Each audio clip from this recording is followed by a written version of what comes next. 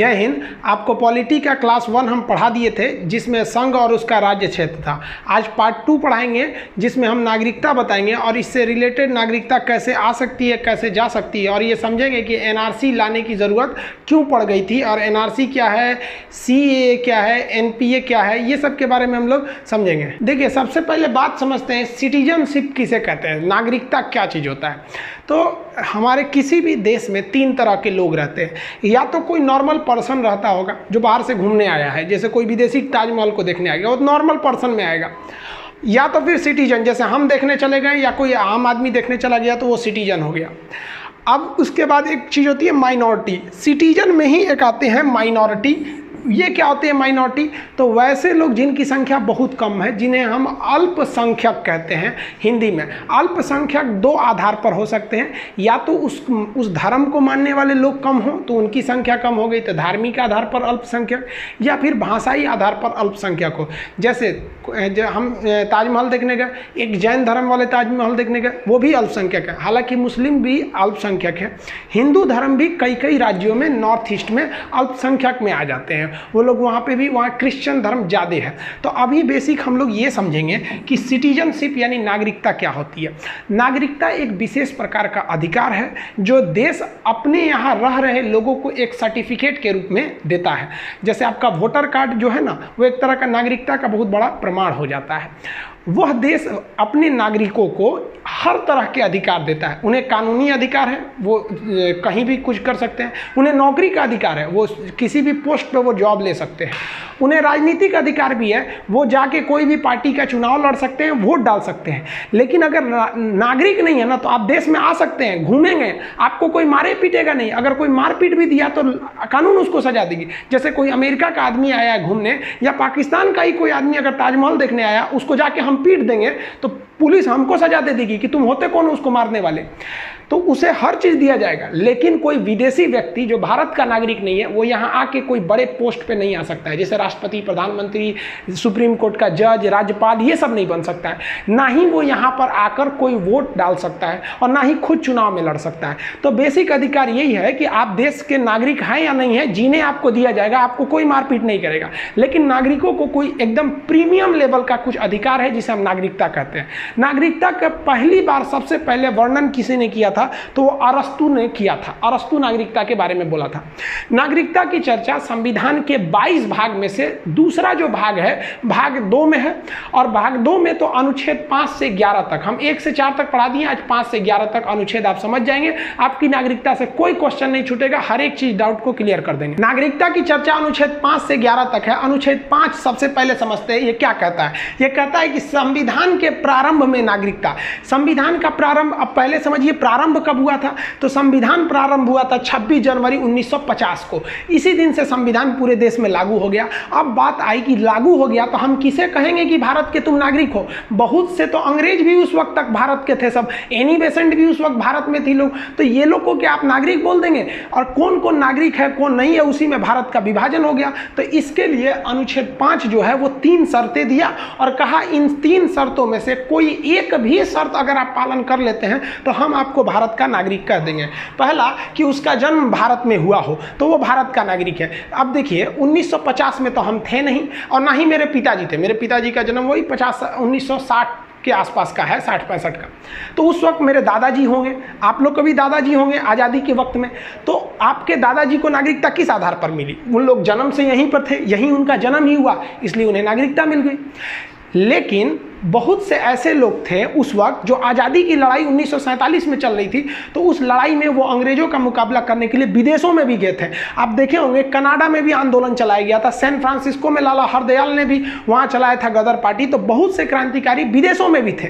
तो क्या आप उन्हें नागरिकता नहीं देंगे इस आधार पर कि आप भारत में तो हैं, तो उनको भी तो देना पड़ेगा। वहाँ पर मान लीजिए उनके बच्चे जन्म लिए, यहाँ भले उनको आप दे सकते हैं कि वो भारत में जन्म लिए, लेकिन उनके बच्चे जो विदेश में जन्म लिए उन्हें भी देंगे कि नहीं। तो कहा गया कि उनके माता पिता का जन्म भी अगर भारत में हुआ होगा, कब अब 1950 से पहले तो वैसे व्यक्ति को भी नागरिकता दे दी जाएगी, भले वो विदेश में ही क्यों नहीं रह रहा है।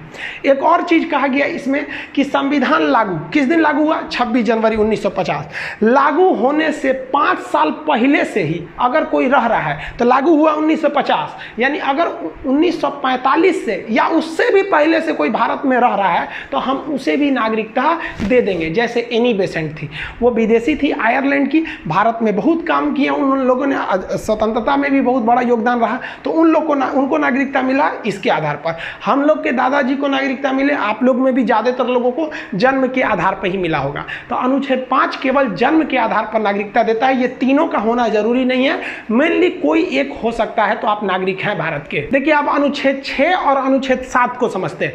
वर्तमान समय में अनुच्छेद 6 और अनुच्छेद 7 का कोई विशेष औचित्य नहीं है, इसे उस समय के जो विभाजन था तो विभाजन को ध्यान में रख के बनाया गया था, क्योंकि 1947 में जब देश का विभाजन हुआ था तो बहुत से लोग पाकिस्तान से भारत में आए थे, जैसे आसाराम बापू और भी बहुत लोग आए थे, और भारत से भी बहुत से लोग पाकिस्तान में जाके बस गए थे। तो इसमें बहुत ज़्यादा मारकाट भी होने लगा, अराजकता फैल गई। तो इसको देखते हुए भारत सरकार आज़ादी के 1 साल बाद यानी 1948 में, तो 19 जुलाई 1948 को एक रूल लागू कर दिया जिसे कहते हैं परमिट नियम। परमिट नियम का मतलब है कि अगर आप भारत से पाकिस्तान जा रहे हैं ना तो यहाँ लिखवा के जाइए कि हम अब भारत छोड़ के जा रहे हैं, और अगर पाकिस्तान से भारत में आए ना, तीन है कि सड़क से घुस जाए, वहाँ भी किसी ऑफिसर रहते थे उनसे लिखवाना पड़ेगा, तो ये परमिट लग गया। अब जो अनुच्छेद 6 है ना वो इसी परमिट नियम पर आधारित है। कहा गया है कि वैसे व्यक्ति जो पाकिस्तान से भारत आ रहे हैं, याद रखिएगा अनुच्छेद 6 कहता है ये उन्हीं लोगों पर लागू होता है जो पाकिस्तान से भारत आए थे उस वक्त। अब इसमें भी 2 तरह के लोग थे, कुछ लोग वैसे थे जो ये परमिट नियम लगने से पहले ही आ गए थे, तो उनके लिए झमेला ही नहीं है, भाई साहब परमिटे नहीं है घुस जाओ, अब कोई रोक टोक करने वाला नहीं है, घुस जाओ, जैसे ट्रेन में कोई टीटीए नहीं है, घुस जाओ, कोई दिक्कत नहीं है। तो वो लोग जो 19 जुलाई 1948 ये डेट क्यों रखा गया? क्योंकि ये परमिट डेट था, इससे पहले परमिट नहीं था। तो जो इससे पहले आ गए उनको तो टेंशन ही नहीं है, आ जाओ भाई तुम भारत के नागरिक हो गए। लेकिन जब ये परमिट नियम लग गया तो 19 जुलाई 1948 के बाद अगर कोई आता है तब कहा जाता है कि भाई साहब आप जब परमिट आएंगे, अब आप 19 जुलाई 1948 के बाद तो परमिट भरिए, और अभी आप 6 महीना इंतजार कीजिए, परमिट भरने के 6 महीने बाद आपको नागरिकता मिलेगी, इतने आराम से नहीं मिल जाएगी। तो ये बेसिकली उन लोग के लिए था जो पाकिस्तान से आए थे, इसमें भी जो पहले आ गए उनके लोग के लिए कोई दिक्कत नहीं, परमिट के बाद आओगे तो भी दिक्कत नहीं है, बस 6 महीना आपको रुकना पड़ेगा। अभी इस अनुच्छेद का कोई विशेष महत्व नहीं है। देखिए आर्टिकल 6 ये तो बता दिया कि पाकिस्तान से जो भारत आएगा उसे नागरिकता मिलेगी या नहीं, लेकिन भारत से बहुत से लोग भारत को छोड़कर पाकिस्तान चले गए थे, लेकिन उनका मन नहीं लगा तो वो वापस आएंगे। तो संविधान उन लोग को भी जगह दिया, और संविधान कहता है कि भारत से पाकिस्तान गए लोगों की नागरिकता कब मिलेगी? ध्यान से समझिए, 1 मार्च 1947 यानी आज़ादी के जस्ट पहले, 1 मार्च 1947 के बाद कुछ लोगों को लग गया कि नहीं अब देश का विभाजन हो जाएगा, क्योंकि एक माहौल बन गया था कि देश का विभाजन हो जाएगा। तो उन लोगों ने कहा कि काम करते हैं, जब विभाजन होगा ही तो अभी हम चलते हैं, यानी विभाजन से थोड़ा पहले ही 1 मार्च 1947 को कुछ लोग पाकिस्तान चले गए और वहाँ जाके बस गए। लेकिन जब विभाजन हुआ और जब मारकाट चालू हुआ तो पाकिस्तानियों ने अपना असली रंग दिखा दिया, तब उनको लगा कि ना हम बहुत बड़ा गलती कर दी है, अब भारत लौट आने चाहिए, अब लौट चले। तब ये लोग लौट के आएंगे तो इन्हें नागरिकता दिया जाना चाहिए कि नहीं दिया जाना चाहिए? दिया जाना चाहिए। आप बताइए मित्रों, दिया जाना चाहिए कि नहीं दिया जाना चाहिए? एकदम दिया जाना चाहिए। क्यों? क्योंकि अगर सुबह कोई व्यक्ति अपना घर छोड़ के चला जाता है और गलती एहसास करके शाम को लौट आता है तो उसे भूला हुआ नहीं कहते, भटका हुआ है, वापस आ जाएगा। लेकिन उसे कहा गया कि ठीक है भाई साहब, आप 1 मार्च 1947 के बाद पाकिस्तान चले गए ये सोच के कि आपके लिए एक अलग देश बन ही रहा है, लेकिन अब आप भारत आए हैं, कोई बात नहीं, आइए, लेकिन अब आपको फिर से 6 महीने के लिए रजिस्ट्रेशन भरना पड़ेगा। 6 महीना इंतजार करिए, हम आपको नागरिकता दे देंगे, क्योंकि हम हिंदुस्तानी हैं, हमारा दिल बहुत बड़ा है, वसुधैव कुटुंबकम की संस्कृति यहाँ आदिकाल से चली आ रही है। तो 6 और 7 को अभी के वक्त में आप सीरियसली नहीं लीजिए, ये किसी एग्जाम में नहीं पूछता है, क्योंकि ये उस वक्त की तत्काल स्थिति को कंट्रोल करने के लिए था, अभी इसका कोई औचित्य नहीं बनता है। अब अनुच्छेद 8 क्या कहता है? अनुच्छेद 8 कहता है कि भारत के बाहर रह रहा कोई व्यक्ति है, जैसे मान लीजिए कोई व्यक्ति गया भारत के बाहर, कोई हमारे राजदूत हैं अमेरिका में काम कर रहे हैं, इंजीनियर डॉक्टर लाखों भरे हैं सब, अमेरिका जापान जर्मनी कहीं भी, अब वो वहाँ है और वहाँ उनका कोई बच्चा का जन्म हुआ। अब वो बचवा जो छोटका हुआ है वो भारत का नागरिक होगा कि नहीं होगा? तब वो भी भारत का नागरिक होगा। तो भारत के बाहर रह रहा बच्चा भारत का नागरिक होगा यदि उसके माता पिता भारतीय हैं तब। ऐसा नहीं है कि भाई लेकिन भारतीय रहना चाहिए, ऐसा नहीं है कि भारतीय नहीं है। तो बाहर में भी अगर कोई बच्चा है तो उसमें कोई टेंशन नहीं है, उसके यदि माता पिता भी भारतीय हैं तो भी उन्हें नागरिकता दे दी जाएगी। इसको विशेष रूप में ध्यान में रखा गया था, किसके लिए? वैसे स्वतंत्रता सेनानी जो बाहर में लड़ाई लड़ रहे थे, जैसे ब्रिटेन में इंडिया हाउस की स्थापना किया गया था, बहुत सारे लोग विदेश में क्रांतिकारी आंदोलन को चला रहे थे। अब वहाँ पे वो लोग विदेश में सेटल थे और वहाँ उनका बच्चे का जन्म हुआ, तो भाई उनके भारतीय माता पिता तो मूल रूप से भारतीय ही थे, तो उन लोग को भी अनुच्छेद 8 के तहत नागरिकता दे दी जाएगी। देखिए अनुच्छेद 5 से अनुच्छेद 8 जो अभी आप देखें, ये केवल और केवल उस समय की स्थिति को कंट्रोल करने के लिए बनाया गया था। इनफैक्ट रियलिटी में संविधान निर्माताओं ने नागरिकता पर कोई कानून नहीं बनाया, उन्होंने उस वक्त की स्थिति को देखकर एक टेम्पोररी कानून बना के चले गए और उन्होंने अधिकार दे दिया संसद को। अब आगे समझिए अनुच्छेद 9 में क्या कह रहा है कि कोई भी व्यक्ति अगर कोई विदेशी नागरिकता ले लेता है, अगर कोई मान लीजिए भारत का नागरिक है, विदेश में रहता है, उसके माता पिता भारतीय हैं तो कोई दिक्कत नहीं है। लेकिन अगर वो विदेश गया है और वहां जाके विदेशी नागरिकता ले लेता है तब उसे भारत की नागरिकता नहीं दी जाएगी। भारत का नागरिक अगर विदेश जाकर विदेशी नागरिकता ले लिया तो भारत की नागरिकता खत्म कर दी जाएगी। ये ध्यान से रखिएगा, ये कई बार पूछता है। इसका ऑप्शन नंबर सी सही होता है, कहता है कोई व्यक्ति भारत का नागरिक नहीं रहेगा। ऑप्शन सी पे लिखा रहता है यदि उसने स्वेच्छा से विदेशी नागरिकता अर्जित कर ली हो तो आप ऑप्शन सी लगा के आएंगे। अब अनुच्छेद 10 देखिए, ये काफी इंपॉर्टेंट है। अनुच्छेद 10 कहता है कि नागरिकता का बना रहना जब तक अन्यथा कार्य न करे। मतलब कोई भी व्यक्ति की नागरिकता आप ऐसे नहीं खत्म कर सकते हैं जब तक वो कोई गलत काम नहीं किया हो। वैसे गलत काम का मतलब संसद ने जिस काम को मना करने को कहा हो, जैसे इंडिया चाइना में युद्ध हो गया, अब आप चाइना के फेवर में जाके बोलिए, भगा देगा आपको, भाग तो रहा तू नागरिक नहीं है। पाकिस्तान से लड़ाई हो गया, पाकिस्तान जिंदाबाद कहिए, नागरिकता खत्म कर देगा, भागो तुम यहाँ के नागरिक नहीं हो। तो आपकी नागरिकता बनी रहेगी, कोई नहीं छीन सकता है जब तक आप देश विरोधी काम नहीं करते हैं। तब ये बहुत जरूरी था, संविधान वालों ने इसको बनाया। नहीं तो पता चला कि अगर ये नहीं रहता तो धज्जी उड़ा देता। जैसे मान लीजिए अभी गवर्नमेंट में बीजेपी है, बीजेपी को डर है इसी बात का ना कि कहीं दोबारा कांग्रेस ना आए, तो अमित शाह दिमाग लगाते ससुरा कहीं के जितना कांग्रेस के नेता है नागरिकता खत्म कर दो, चुनाव में नहीं लड़ोगे, जीतेगा कौन? ऐसा हो सकता है कि नहीं हो सकता? या फिर कोई भी, भाई हम किसी एक पार्टी को नहीं कर रहे भाई, अभी ना बीजेपी के पास है, सपोज मान लीजिए कांग्रेस रहती या कोई और पार्टी रहती तो दूसरे पार्टी की राजनीति वही खत्म कर दो, नागरिकता कि भाई कोई नहीं रहेगा, रेस में अकेले दौड़ो, हम ही आएंगे फर्स्ट। तो संविधान वालों ने कहा कि ना भाई साहब, आप ऐसे ही किसी व्यक्ति की नागरिकता खत्म नहीं कर सकते। तो आपका नागरिकता का अधिकार बना रहेगा जब तक आप इधर उधर चक्कर पकड़ नहीं करेंगे तब तक।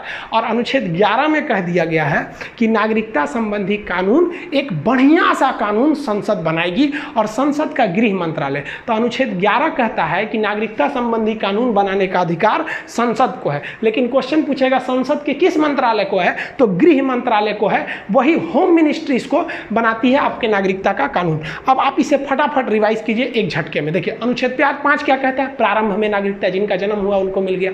6 क्या कहता है? पाकिस्तान से जो भारत आया उसको दे दीजिए। 7 क्या कहता है? जो गलती से पाकिस्तान चल गया था वापस आएगा, वह इंडियन जो पाकिस्तान से वापस आ जाएगा उसे भी मिल जाएगा। 8 क्या कहता है? विदेश में रहने वाले लोगों को भी नागरिकता दी जाएगी बशर्ते उनके माता पिता भारतीय हों। और 9 क्या कहता है? अगर विदेश में जन्म लिए हैं, माता पिता भले भारतीय लेकिन वहां का अपना लिए तो गए, क्या कहते हैं लगी सटल तो गैला, यानी विदेश में सट गए तो यहाँ का चल गए। तो 9 वाला कहता है सटल तो गैला। 10 कहता है नागरिकता का बना रहेगा, आपका कोई नागरिकता नहीं छीनेगा। 11 कहता है कि संसद का जो गृह मंत्रालय है वो नागरिकता का कानून बनाएगा। अब यहां से समझिए, यहां मेन कहानी शुरू होता है। संविधान वालों ने नागरिकता का कानून वही बनाया था जो उस समय विभाजन हो रहा था उसको ध्यान में रखते हुए, लेकिन उन्होंने संसद को अधिकार दिया था कि भाई अब आप अच्छे से सोच समझ के बनाइएगा। तो संसद ने पहला नागरिकता अधिनियम 1955 में लाया था। क्वेश्चन पूछेगा कि नागरिकता देने लेने का विस्तृत जानकारी क्या मूल संविधान ओरिजिनल संविधान में था? नहीं। पहली बार अधिनियम कब आया? 1955 में। अब 1955 के बाद ऐसा तो हो नहीं सकता है कि आप कोई भी चीज़ परफेक्ट बना सकते हैं। दुनिया का कोई भी चीज़ परफेक्ट नहीं हो सकता, उसमें हमेशा सुधार की जरूरत ज़रूरत रहती है। तो जो 1955 में बनाया गया था उसमें कुछ कमियां थी, जिसे 1986 में सुधारा गया। तो क्वेश्चन कहेगा नागरिकता में पहली बार सुधार कब हुआ था? तो 1986 में।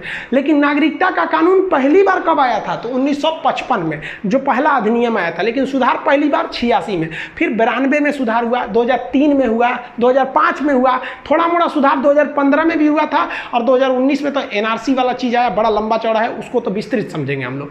तो अभी हम लोग एक एक करके समझते हैं। नागरिकता अधिनियम 1955 जो है वो आपको 5 विधियों से नागरिकता देता है।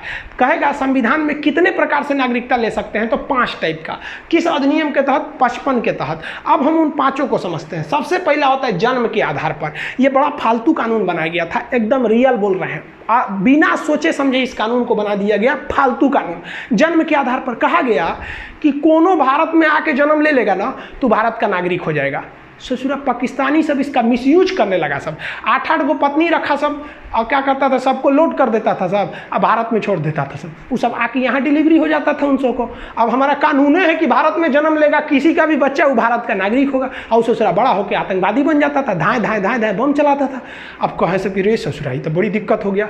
भारत सरकार की नींद खुली, सोचिए कितना साल बाद, 55 में ये कानून बनाया है, और 31 साल बाद 86 में समझ में आया कि भाई साहब गलती हो गया, ये क्या हो गया यहाँ पर। आप ही बताइए गलत कानून था कि नहीं? भारत में जन्म, सोचो कोनो प्रेग्नेंट औरत इंग्लैंड से आई, ताजमहल देखने आई, ओहो ताजमहल है, तब तो पता चले 1 हफ्ता में लड़का हो गया उसका आगरा में, अब वो इंग्लैंड का नहीं भारत का नागरिक होगा।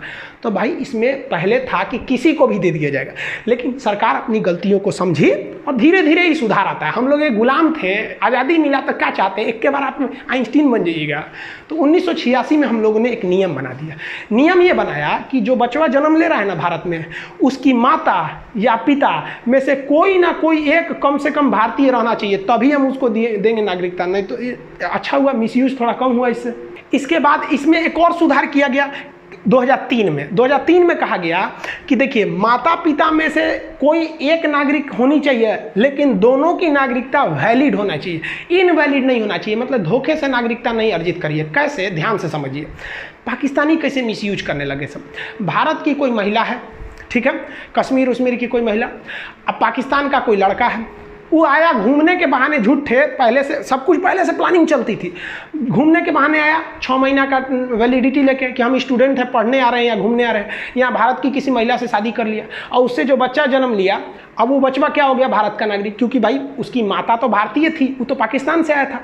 तब 2003 में ये और गलती को साबित कर दिया गया कि भाई अगर कोई विदेशी इनवैलिड तरीके से है ना, तब नहीं लेंगे। अभी 2003 में कहा गया है कि वह बच्चा जो भारत में जन्म ले रहा है, उसके माता या पिता में से कोई एक भारत का नागरिक हो, साथ ही साथ दोनों के पास वैलिड डॉक्यूमेंट हो। ऐसा नहीं है कि आप स्टूडेंट बन के आए थे या बाप बन गए, ये सब चीज़ें नहीं चलेगी। तो शुरुआती बहुत वाहियात कानून था, धीरे धीरे हम लोगों ने सुधार कर लिया, अभी इसमें कोई दिक्कत नहीं है। अब दूसरा प्रकार समझते हैं नागरिकता लेने की, वंश के आधार पर। वंश के आधार पर क्या है? हम सबको किस आधार पर नागरिकता मिली है? जरा सोचिए तो, वंश के आधार पर ही तो मिला है। हमको नागरिकता कैसे मिले? मेरे पिताजी भारतीय थे, मेरे पिताजी को नागरिकता कैसे मिले? उनके पिताजी नागरिक थे। तो हमें लगता है कि 99% जो यूथ है, मतलब जो यंग एज के जितने लोग हैं, लोग जो आज़ादी की लड़ाई नहीं देखे हैं, मतलब अभी है, उन सबको वंश के आधार पर ही नागरिकता मिली होगी। लेकिन इसमें भी एक चीज़ देखिए, इसका एक सबसे बड़ा एग्जाम्पल बताते हैं। एगो करीना कपूर, उसका शादी हुआ सैफ अली खान से, उसका लड़का हुआ इंग्लैंड जाके, तो ये बताइए, तो भारत में तो हुआ नहीं, लेकिन उसका वंशज जो है सैफ अली खान और कटरीना की करीना जो भी है, तो उसका है तो वंशज तो भारत का ही है, तो उसे नागरिकता मिल जाएगी। क्या आप कहिएगा कि इंग्लैंड का ले लो? नहीं लेंगे ना, वहाँ पे नागरिकता उसे मिलेगी। अब देखिए ध्यान से, इसमें गलती क्या किया गया था। जब ये नियम बना था ना, तो कहा गया था कि जो बच्चा विदेश में जन्म ले रहा है ना, या भारत में जन्म ले रहा है, उसका बाप भारतीय होना चाहिए, पिता भारतीय होना चाहिए। लेकिन भाई साहब इसमें गलती है। संविधान कहता है कि लड़की लड़का में कोई भेदभाव नहीं, यानी माता पिता में कोई भेदभाव नहीं, जबकि ओरिजिनली जब ये 1955 में कहा गया था, तो उसमें कहा गया कि वंश जब गिना जाएगा ना, तो बाप के आधार पर वंश गिना जाएगा। ये कानून जरा सोचिए तो, ये सानिया मिर्जा पे तो लगेगा ही नहीं। सानिया मिर्जा आज भी भारत की नागरिकता ली हुई है, पता नहीं पाकिस्तान की तो नहीं ना ली है, भारत की नागरिकता है। और उसका जो मर्द है, क्या नाम है उसका, का जाने कौन चीन है, शोएब मलिक, हाँ शोएब मलिक। शोएब मलिक तो पाकिस्तान का है। अब आप बताइए क्या सानिया मिर्जा के लड़का को वंश की नागरिकता मिलेगी? नहीं मिलेगी, क्योंकि संविधान वंश बाप से मानता है, महिला से नहीं। लेकिन भाई महिलाओं ने केस कर दिया सुप्रीम कोर्ट में, किसी जो हम आदमी ना है, हम इंसान ना है, हमारा लड़का ना है का। और रियल में ही माँ तो ही अपने कोख में पालती है। तो 1992 में संशोधन कर दिया गया और कहा गया कि देखिए भाई, वंश की जो गिनती होगी ना वो माता पिता दोनों के आधार पर हो जाएगी। तो अभी वर्तमान समय में सानिया मिर्जा का लड़का जो है, अगर वो चाहे जब वो 18 साल का होगा तो उसके ऊपर डिपेंडेंट है कि वो पाकिस्तान की नागरिकता लेगा कि भारत का। क्योंकि अगर वो भारत की नागरिकता लेनी चाहती है तो अब वंश की गणना पिता के आधार पर नहीं, अब माता पिता दोनों के आधार पर होता है। तो अब सानिया मिर्जा के लड़का को नागरिकता मिल जाएगी। और हम लोग को तो मिला है वंश के आधार पर, हम लोग तो भारत में जन्म लिए हम लोग।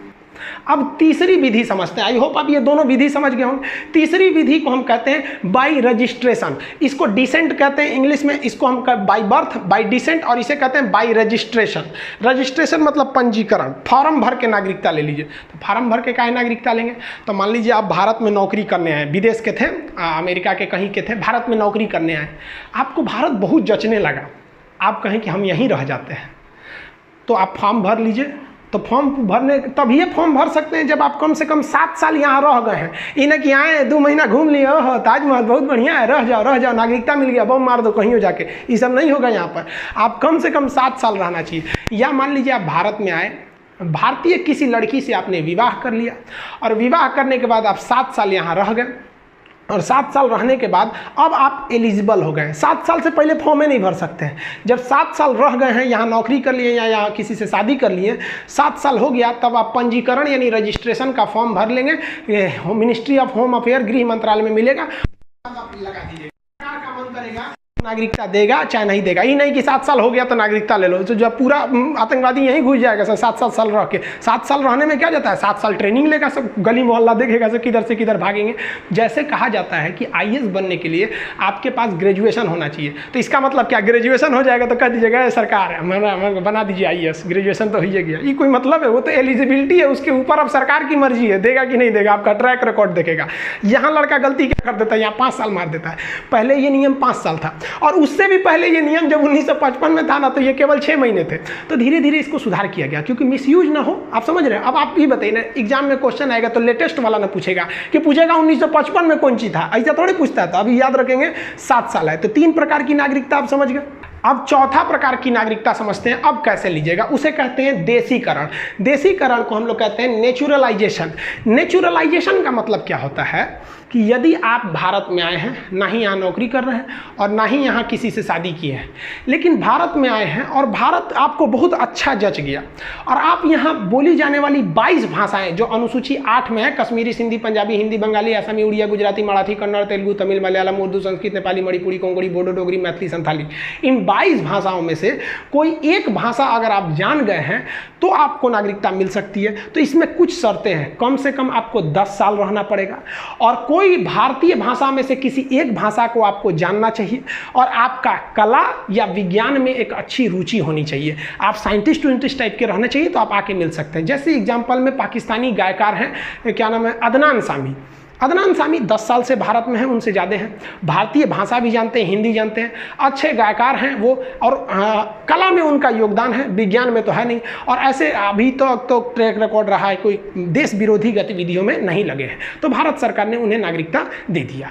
तो ऐसे लोग जो भारत, तो ये तो अच्छा बात है भाई, विदेश से जितने कलाकार हैं आ जाओ, क्रिकेट खेलने वाले आ जाओ, वैज्ञानिक सब आ जाओ, सबको दे देते हैं देसीकरण द्वारा। तो इसमें 10 साल दिया जाता है टाइमिंग। देसीकरण आपको एकदम देश में ढलने के लिए कम से कम 10 साल तो रहना ही पड़ेगा, तभी आपको इस देश से प्रेम हो सकता है। आप ही सोचिए ना, 10 साल से छोटा लड़का को कहिएगा ना तुम हिंदुस्तानी हो, तो उसको बेहतरीन ढंग से समझे में नहीं आता कि जो इंडियन में और दूसरे देश में क्या अंतर आता है, वो भले भावनाओं में बोल सकता है। तो 10 साल होना चाहिए देसीकरण के लिए, ये समझ गया। 5वां तरीका जो आपको नागरिकता लेने का है वो बड़ा सिंपल है, अर्जित भूमि के आधार पर। जैसे मान लिया कि हम लोगों ने कल पाकिस्तान पर कब्जा कर लिया, तो पाकिस्तान के लोगों को कहेंगे ना कि भाई तुम भारत के नागरिक हो जाओ, भाई पाकिस्तान वाले बुरा नहीं मानेंगे। अब मानिए कि क्या कर लेंगे आप लोग। एग्जाम्पल देखिए, सिक्किम जो है वो भारत का हिस्सा नहीं था, वो हम आपको पिछले पॉलिटी के क्लास में बता दिए थे, फर्स्ट क्लास में।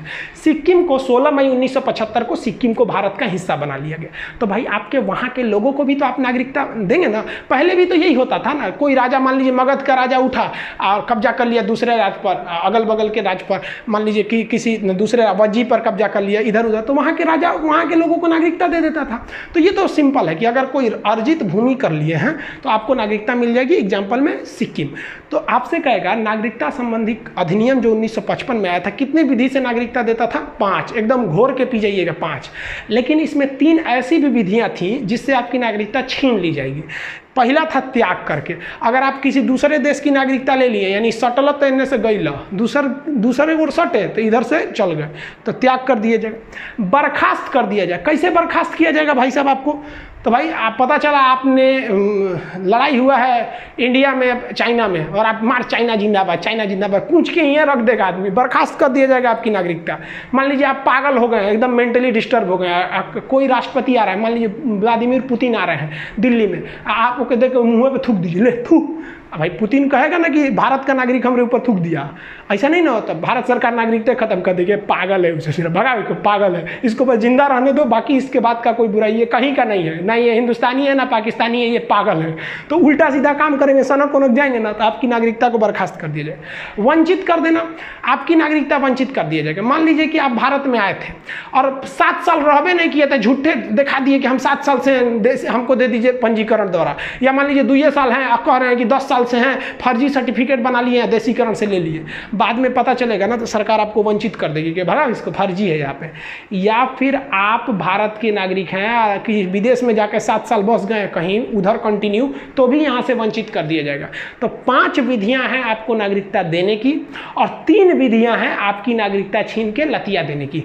किसी व्यक्ति की नागरिकता खत्म हो जाने का मतलब ये हरगिज नहीं है कि उसे हिंदुस्तान से बाहर निकाल दिया जाएगा, उसे जीने का अधिकार छीन लिया जाएगा, नहीं।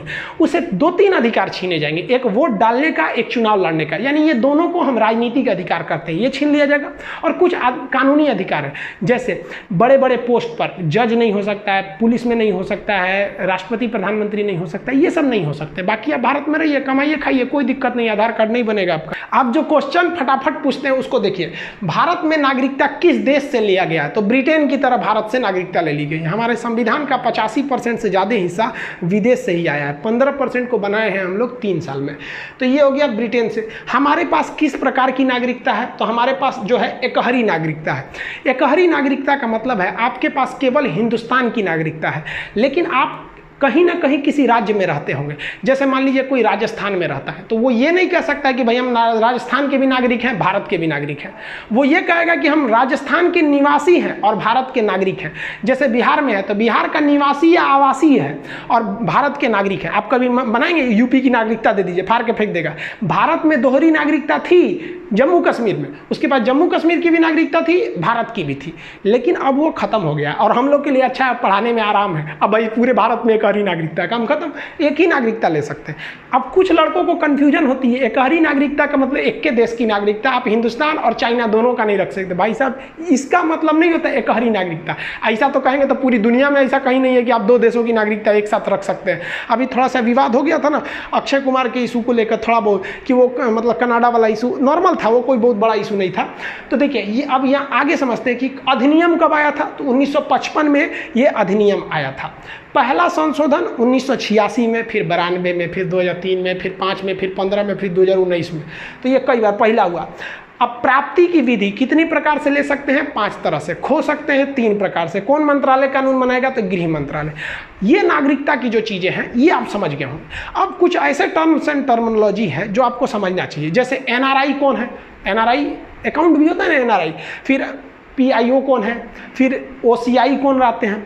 फिर सीए क्या है? एनआरसी क्या है? और एनपीआर क्या चीज़ है? एनपीआर। अब ये चीज़ को हम एक सेपरेट वीडियो में बना देंगे नागरिकता का पार्ट 2 में, क्योंकि वीडियो काफ़ी लंबा हो जाएगा कि एनआरसी समझाने में मुद्दा लग जाएगा। ये एनआरसी लोगों को लगता है आज का मुद्दा है। एनआरसी का बाद जो है ना वो एक्चुअली 12वीं सदी से, यानी आज से 800 साल पहले से ही एनआरसी का जो नींव था वो रख दिया गया था। आज से 800 साल पहले, यानी जब उस समय गुलाम राम वंश का शासन चल रहा था। अब आपका कॉन्सेप्ट अच्छा नहीं है, आपको लगता है 2019 का है, तो फिर आप वेट कीजिए अगले वीडियो का। आई होप आप इसे समझ गए होंगे। मिलेंगे नेक्स्ट वीडियो में, तब तक के लिए जय हिंद। आप इसका क्वेश्चन बनाएंगे, कोई क्वेश्चन नहीं छूटेगा।